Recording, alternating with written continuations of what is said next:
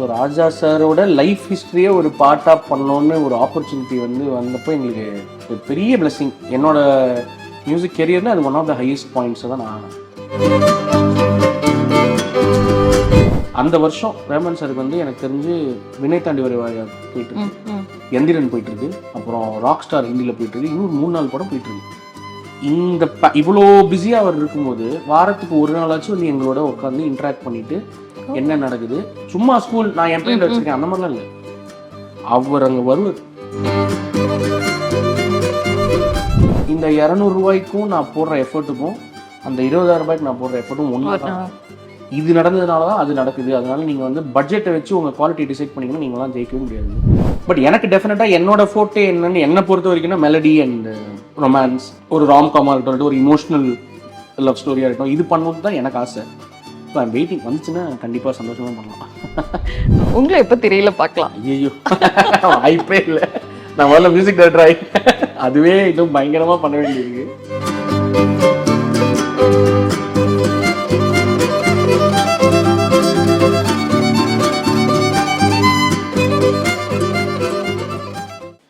ராணி online நேயர்களுக்கு அன்பான வணக்கம்.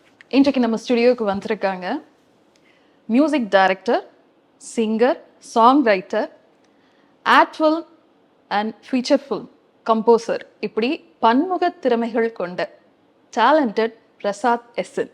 வணக்கம். எப்படி இருக்கீங்க? நல்லா இருக்கேன்.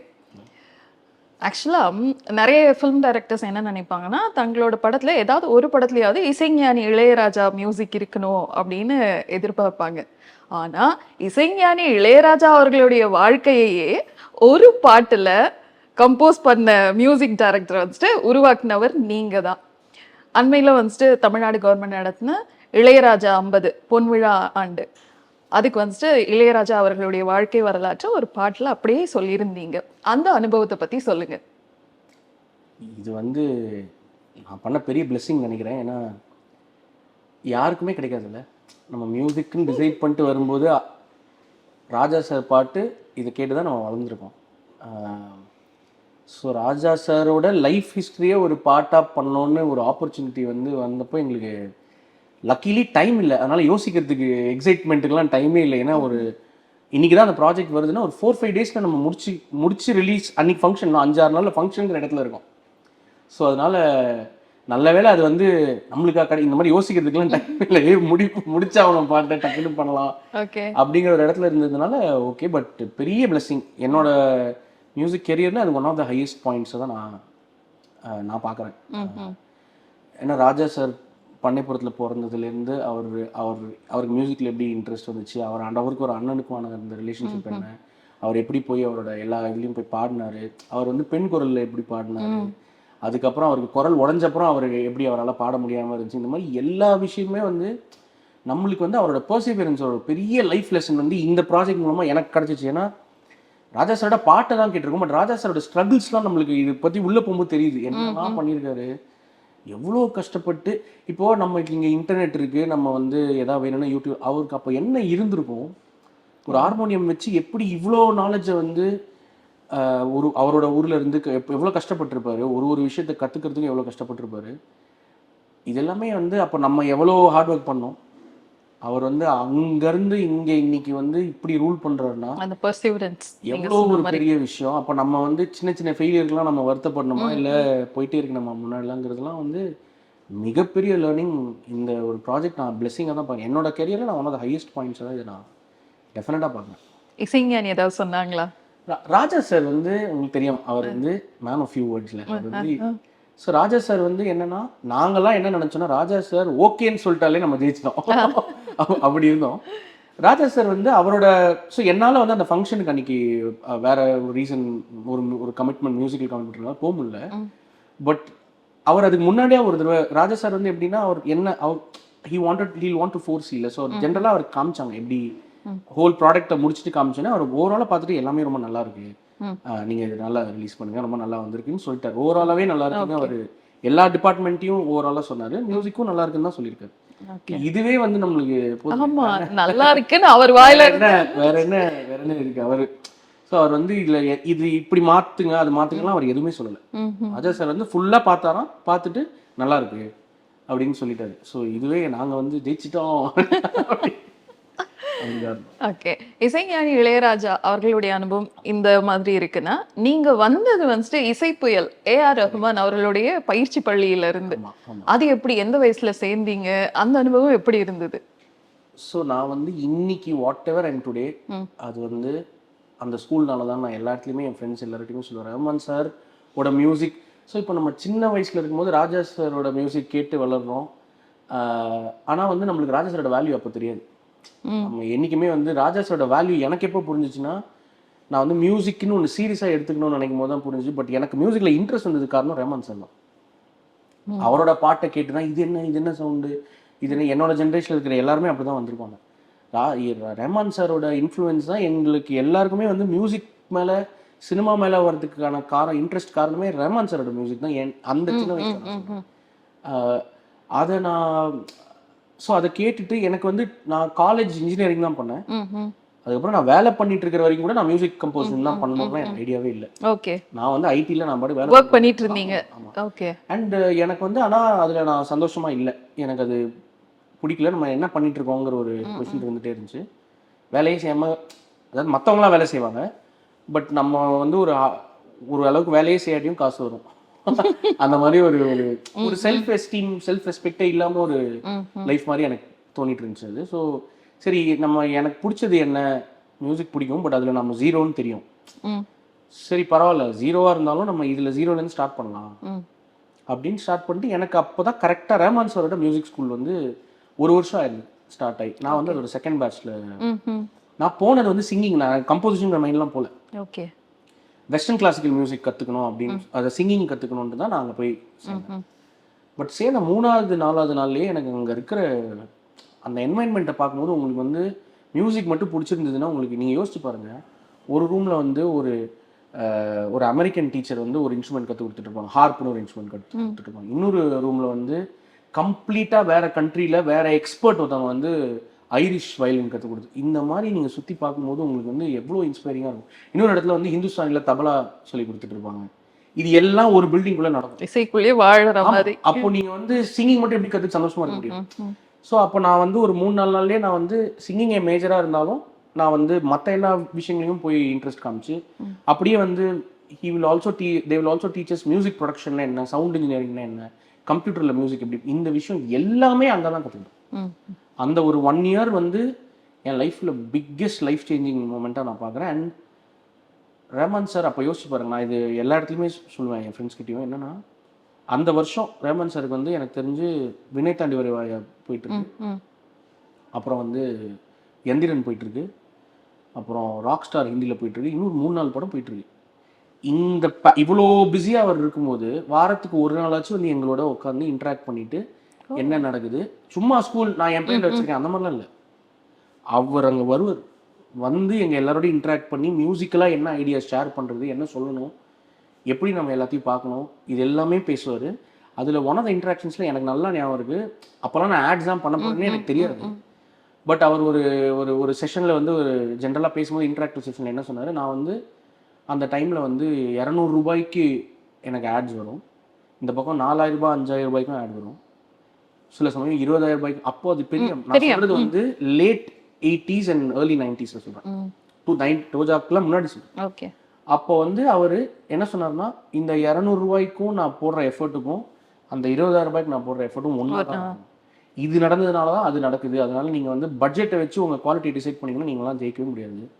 இது இன்னும் பாருங்கள், நான் எப்போ சொன்னது எனக்கு அப்படியே ஞாபகம். ஸோ இந்த வேல்யூஸ்லாம் எவ்வளோ முக்கியம்னு யோசிக்க போகிறேன். இப்போ நம்ம ஒருத்தரை வந்து நம்மளோட ஹீரோவாக பார்க்குறோன்னா, அவங்க இந்த வேல்யூஸ்லாம் சொல்லும்போது தான் நம்மளுக்கு வந்து மியூசிக் கற்றுக்கிறத தாண்டி நம்ம இதிலலாம் எப்படி இருக்கணும், எவ்வளோ சின்சியராக இருக்கணும், அது தெரியுதுல்ல. ஸோ இந்த வேல்யூ அண்ட் ஆல்சோ அவரோட எல்லா ப்ராஜெக்ட்ஸ்லையும் அப்போ எங்கள் எல்லாரையும் எக்ஸ்போஸ் பண்ணி விட்டாரு. இப்போ நாங்கள் சேர்ந்த 1 மாதத்தில் நாங்கள் வந்து யாரெல்லாம் நல்லா டீசெண்டாக பாடுறாங்களோ அவங்கள கூப்பிட்டு ஹொசானாவோட கோரஸ்லாம் நாங்கள் பாடிப்போம். ஓகே. ஸோ அவருக்கு அது பண்ணணும்னு அவசியமே கிடையாது. ஓகே, இவங்க வந்து ஃபீஸ் கட்டிட்டாங்க, இவங்க வந்து கோர்ஸ் முடிச்சுட்டு கிளம்பட்டோன்னு அவர் பார்க்கல. அவர் உண்மையாகவே இந்த ஸ்கூல் ஆரம்பிச்சது காரணம் அடுத்த 10 வருஷத்தில் நிறைய மியூசிஷியன்ஸை நம்ம டெவலப் பண்ணி விடணும் அப்படின்னு. எனக்கு வந்து அங்கே நான் டெவலப் பண்ண ஸ்கில் செட்லேருந்து இன்னி வரைக்கும் எனக்கு அதில் விஷயங்கள் நடந்துகிட்டே இருக்கு. அதான் பேஸ். கண்டிப்பாக. ஆக்சுவலாக ஒரு சிலரை பார்க்கும்போது வந்துட்டு ரொம்ப அமைதியாக இருப்பாங்க. ஆனால் அவங்களுடைய சாதனைகள் வந்துட்டு வெளியே தெரியவே தெரியாது. சைலண்டாக சாதிச்சுட்டு போயிட்டே இருப்பாங்க. ஒரு டைமில் தான் அது அப்படியே பூம் ஆகுமே. உண்மையாக சொல்லனா இது இதுக்காக சொல்லலை. உங்களை பொறுத்த வரைக்கும் பார்த்தீங்கன்னா, இது பார்த்துட்டு இருக்க இந்த இன்டர்வியூ ஒருவேளை நீங்கள் பார்த்துட்டு இருந்தீங்கன்னா, இந்த இன்டர்வியூ முடியறதுக்குள்ள கண்டிப்பா அட இவரா இந்த படம் இவர் பண்ணதா இந்த பாட்டு இவர் பாடினதான்னு கண்டிப்பா உங்களுக்கு தோணும், ஆச்சரியப்படுவீங்க. யாம் இருக்க பயமே இந்த பட வாய்ப்பு எப்படி வந்துச்சு? ஸோ எனக்கு வந்து நான் வந்து என்னோட 2வது ஆடோ 3வது ஆடோ நான் யாம் இருக்கும் டைரக்டரோட தான் டிகே அவரோட தான் வந்து அந்த ஆட் பண்ணேன். அது வந்து ரிட்ஸ்னு ஒரு மேகசின் இருக்கும் அப்போலாம். அந்த மேகசினோட ஒரு ஏதோ ஒரு ஆனிவர்சரி ஃபங்க்ஷனுக்கு ஒரு அட்வர்டைஸ்மெண்ட் பண்ணோம். எக்ஸாக்டாக நான் இதுக்கு முன்னாடி பிரேமன் சார் என்ன சொன்னாருன்னு சொன்னேன், இவ்வளோ வந்தாலும் அந்த ஆட்ல எனக்கு மியூசிக் இருந்த பட்ஜெட்டே வந்து 5000 எனக்கு தான். பட் நான் அதுக்கு வந்து ஒரு என்னோட பாக்கெட்லேருந்து ஒரு 20,000 ரூபாய் எடுத்து நான் மியூசிக்கலாக ஒரு எஃபர்ட் போட்டு ஒன்று பண்ணி அதோட அவுட்புட் வந்து என்ன என்ன நம்மளால முடியுமோ நம்ம மனசில் என்ன குவாலிட்டி இருக்கோ அதை கொடுக்கலாம். காசு அங்கங்கே எடுத்து நம்ம போட்டாலும் பரவாயில்ல, இந்த பட்ஜெட்டுக்கு வேலை செய்ய வேணாம் அப்படின்னு ஒன்று பண்ணது அந்த டேரக்டருக்கு ரொம்ப பிடிச்சது, டிகேக்கு ரொம்ப பிடிச்சது. ஸோ அவர் வந்து எனக்கு இந்த அவுட்புட் வந்ததுக்கப்புறம் ஆட் முடிஞ்சதுக்கப்புறம் நான் என் ஃபர்ஸ்ட் படம் பிச் பண்ணிட்டு இருக்கேன், நீங்கள் கதை படிங்க அப்படின்னு சொல்லி கொடுத்தாரு. படிக்கும்போது எனக்கு பயங்கர ப்ராமிசிங்காக இருந்துச்சு. இது வந்து இது வரைக்கும் வந்த படம் மாதிரியே இல்லையே, இது வந்து ரொம்ப ஒரு மாதிரி. ஸோ இதெல்லாம் வந்து 2014 படம் ரிலீஸ் ஆச்சு. பட் நான் சொல்கிறேன் 2011 ஓகே 11 எண்ட் ஒரு 12 சொல்கிறேன்.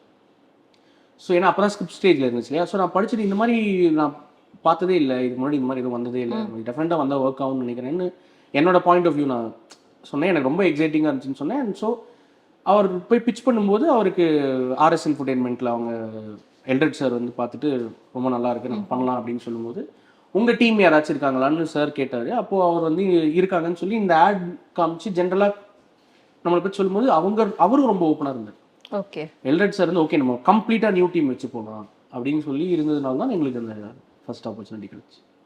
ஆக்சுவலாக நீங்கள் பண்ண எல்லா படத்துலையுமே இசைன்றது ரொம்ப முக்கியத்துவம் வாய்ந்ததா ஒரு கேரக்டர் மாதிரியே இருந்ததுன்னே சொல்லலாம். இப்போ இந்த யாம் இருக்க பயமேன், அடுத்தது பார்த்தீங்கன்னா இந்த காட்டேரி, மிரள், இந்த மூவிஸ் எல்லாமே ஹாரர், சஸ்பென்ஸ், அதுக்கப்புறமா அந்த எமோஷ்னல் இதை கனெக்ட் பண்ணுற மாதிரிலாம் இருக்குமே. இந்த மாதிரி படங்களுக்கு வந்துட்டு இசை தான் ரொம்ப முக்கியம்னு சொல்லிட்டு சொல்லுவாங்க. அதுவும் 2018 வந்துட்டு வீரா படம் ரிலீஸ் ஆச்சு. அதோட பேக்ரவுண்ட் ஸ்கோர் வந்து பேக்ரவுண்ட் அதுல பாடலே இல்லையோ? வீரா பாடல் இருக்கு, பாடல் வந்து லியான் ஜேம்ஸ் பண்ணியிருந்தாரு. ஓகே அதோட பேக்ரவுண்ட் ஸ்கோர் மட்டும் நான் பண்ணிருக்கேன். ஆனா நிறைய பேர் அப்ப அந்த டைம்ல எழுதுனது வந்து வட சென்னை மக்களினுடைய அந்த வாழ்க்கையை அப்படியே இந்த இசை வந்துட்டு பிரதிபலிச்சுது அப்படின்னு சொன்னாங்க. இது எப்படி சாத்தியமாச்சு? அதாவது ஒரு பர்டிகுலர் அந்த மக்களுடைய இதை வந்துட்டு அப்படியே சொல்றதுன்றது வந்து எல்லாருக்குமே சாத்தியப்படாது. அது எப்படி மியூசிக்ல கொண்டு வந்தீங்க? அதுதான் வந்து எனக்கு தெரிஞ்சு லக்குன்னு நினைக்கிறேங்க. என்னன்னா நான் சொன்னேன் எனக்கு வந்து நான் மதுரையில தான் முதல் 3-4 வருஷம் இருந்தேன். அங்க வந்து எங்க தாத்தா வந்து எங்க அப்பாவோட அப்பா வந்து ராஜா சாரோட பெரிய ஃபேன். ஸோ எங்க வீட்டில் வந்து ராஜா சாரோட ஊர் சைட் பாட்டுலாம் போயிட்டே இருக்கும் எப்போதுமே. எப்போ போனாலும் இப்போ ராஜா சாரோட மெயின் கமர்ஷியல் ஹிட் சாங்ஸ்லாம் விட்டுருங்க, அதை தாண்டி அவர் வந்து ஊருக்குன்னு சில பாட்டு போடுவார்ல, சில அதெல்லாம் போயிட்டே இருக்கும். ஸோ எனக்கு ஃபோக்குங்கிறது வந்து ஜென்ரலாகவே அதுலேருந்தே ஐ வாஸ் வெரி இன்ட்ரெஸ்டட். இப்போ வீரா வரும்போது வந்து ஒரு கேங்ஸ்டர் நார்த் மெட்ராஸ் ஃபிலிம்னு எனக்கு தோணுச்சு. ஸோ நாங்கள் என்ன யோசிச்சோன்னா ஓகே ஸோ இப்போ நம்ம அக்கூஸ்டிக் மியூசிக்கை கேட்டாலே நம்மளுக்கு ஒரு டேஸ்ட் வந்துச்சுன்னு வச்சுக்கோங்களேன். அப்போ நம்ம என்ன பண்ணுவோம், ஓகே ஒரு ஏரியானா அந்த ஏரியாவில் என்ன என்ன என்ன ஆக்சுவல் மியூசிக் என்னவோ அதை நம்ம எக்ஸ்ப்ளோர் பண்ணலாம், அதுலேருந்து நம்ம எப்படி பிரேக் பண்ணலான்னு பண்ணதான் அது. ஸோ நீங்கள் பார்த்தீங்கன்னா அதில் வந்து ரொம்ப வெறும் பறை இசை மட்டும் இல்லாமல் அது கூட வந்து ஒரு கேங்ஸ்டரும் இன்வால்வ் ஆகிருக்கிறதுனால ஒரு வெஸ்டர்னையும் இதையும் எப்படி மர்ஜ் பண்ணலாம் அப்படிங்கிற ஒரு எனியோ மோரிகோன் வந்து நார்த் மெட்ராஸ் இருந்தால் எப்படி இருப்பாரு அப்படிங்கிற மாதிரி ஒரு ஐடியா தான் வந்து அதில் பண்ணியிருப்போம். ஸோ அது வந்து ரெக்கக்னைஸ் நல்லா அப்போ ஆச்சு. இத்தனை மூவி பண்ணியிருக்கீங்க நீங்க, ஆனா இது எல்லாத்துக்குமே இசை இம்பார்ட்டண்டா இருந்திருக்கு அந்த மூவிஸ் எல்லாத்துலயுமே. இதெல்லாம் பண்ணா கூட ஒரு ரொமான்டிக் சைடுன்னு நம்ம முழுசா டச் பண்ணலையே, நமக்குள்ள இருக்க எதுவும் முழுசா திறமை வெளிப்படலையே, என்னைக்காவது ஃபீல் பண்ணியிருக்கீங்களா? சரி, டெஃபினட்டாக ஃபீல் பண்ணோம். அதாவது இந்த ஜானர்ல பண்றது வந்து நம்ம ஃபர்ஸ்ட் படம் வந்து பெரிய ஹிட் ஆனதுனால வர இந்த ஜானர் வரும் இல்லையா. ஏன்னா அவங்க வந்து ஓகே இந்த வேலையை நல்லா பண்றாருன்னு சொல்லி வருவாங்க. பட் எனக்கு டெஃபினட்டாக என்னோட ஃபோட்டோ என்னன்னு என்னை பொறுத்த வரைக்கும்னா மெலடி அண்ட் ரொமான்ஸ், ஒரு ராம்காமாக இருக்கட்டும், ஒரு இமோஷனல் லவ் ஸ்டோரியாக இருக்கட்டும், இது பண்ணணும்னு தான் எனக்கு ஆசை. So I'm waiting. வந்துச்சுன்னா கண்டிப்பாக சந்தோஷமாக பண்ணலாம். ஓகே. இப்போ வந்து நீங்கள் ஓடிடி பிளாட்ஃபார்ம் இதுலேயும் வந்துட்டு நிறைய வெப் சீரிஸ்லாம் இது பண்ணிட்டு இருக்கீங்க. அண்மையில் உங்களோடது வந்துட்டு குற்றம் புரிந்தவன், இந்த வாய்ப்பை பற்றி சொல்லுங்கள். ஸோ குற்றம் புரிந்தவன் வாய்ப்பு வந்து ப்ரொடியூசர்ஸ் மூலமாக தான் எனக்கு வந்துச்சு. நான் வந்து ஹாப்பி யூனிகார்ன் அப்படிங்கிற ப்ரொடக்ஷன் ஹவுஸ், அதில் வந்து அவினாஷ் அண்ட் ஆரபி இவங்க 2 பேர் தான் ப்ரொடியூசர்ஸ். இவங்க வந்து நான் இவங்களோட அவங்க ஆட்ஸும் நிறைய பண்ணுவாங்க. அதில் நான் அவங்களோடய சேர்ந்து ஒரு 100 ஆட்ஸுக்கு மேலே ஒர்க் பண்ணியிருக்கேன். ஸோ எங்களுக்கு வந்து ரிலேஷன்ஷிப்பாக, ஒர்க் ரிலேஷன்ஷிப்பாக we know what they already know what my skill set is. நான் என்னென்ன மாதிரி விஷயங்கள்லாம் நல்லா பண்ணுவேன்னு அவங்களுக்கு தெரியும். ஸோ அவங்க இதை ப்ரொடியூஸ் பண்ணுற டைமில் அவங்க வந்து நீங்கள் பண்ணுறீங்களா, நீங்கள் பண்ணால் இந்த சீரீஸோட ஸ்பேஸ்க்குள்ளே கரெக்டாக இருக்குன்னு தோணும்போது நான் அப்போ போய் டெஃபினட்டாக பண்ணலான்னு சொல்லிட்டு நான் கதை கேட்டேன். எனக்கு கதை பயங்கரமாக பிடிச்சிது. ஏன்னா எனக்கு ஃபுல் டீட்டெயில் பவுண்ட் அவர் அப்போது கொடுக்கல. அவர் வந்து நான் ஆக்சுவலி ரொம்ப லேட்டாக தான் உள்ளே போனேன் ப்ராஜெக்டில்.